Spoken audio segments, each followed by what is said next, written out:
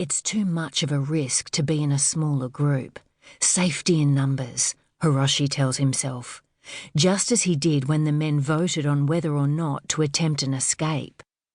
Only hours ago, each hut leader had ordered his men to vote.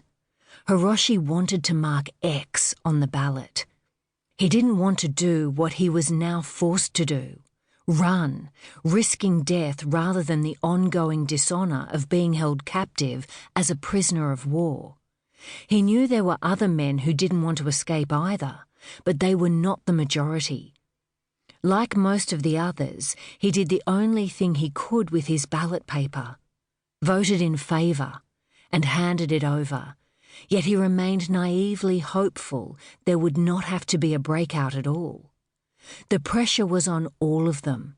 They had only two options: die an honourable death or return home alive. Hiroshi knew that he must no longer bring shame upon his family, even if the stain of being held captive would still be there regardless. Hiroshi does not like his chances of survival. Once it had been agreed they would break out, though, he knew he needed a strategy. If he could get out and away alive, then he would make sure he had the best chance at staying that way.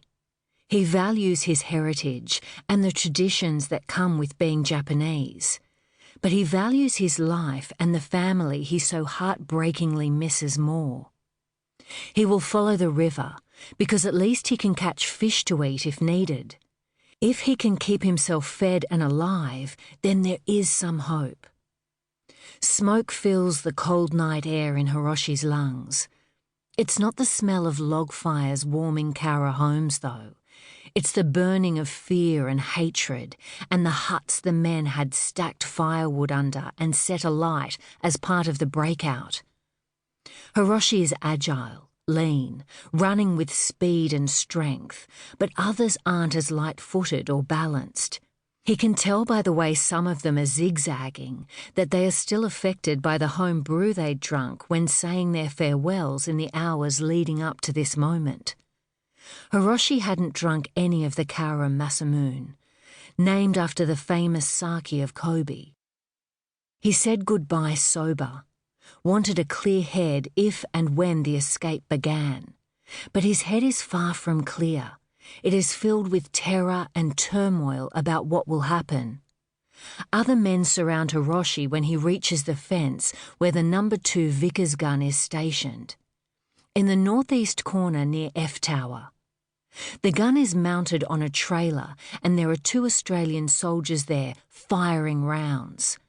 Japanese soldiers fall and Hiroshi's ears are filled with the cries of pain, which are somehow more deafening than the blasts of artillery. He tries to block the noise of the men who are already lying wounded. His heart beats frantically as he looks around. With each step he imagines he will be the next to fall. He can't see his closest friend, Masao, but he hasn't got time to wait. He throws his blanket over the barbed wire fence, scrambling up and over it quicker than others. He runs as fast as his legs will carry him. He runs like he did in his university days when his studies were mixed with sport. He runs like the child he was with his cousins, the very family he wishes he could see right now. He runs so fast he becomes conscious of his heartbeat, pounding like the taiko drum his father made him listen to when preparing for war.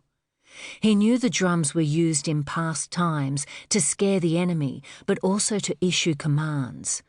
What do Australians use to scare the enemy? What is their war cry? He wonders momentarily.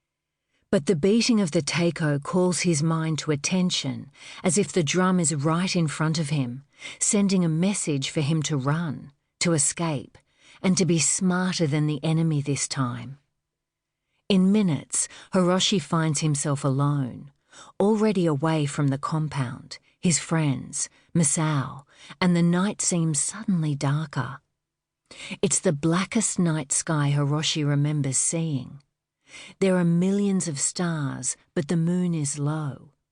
He is grateful for that. Less chance of being seen as he runs.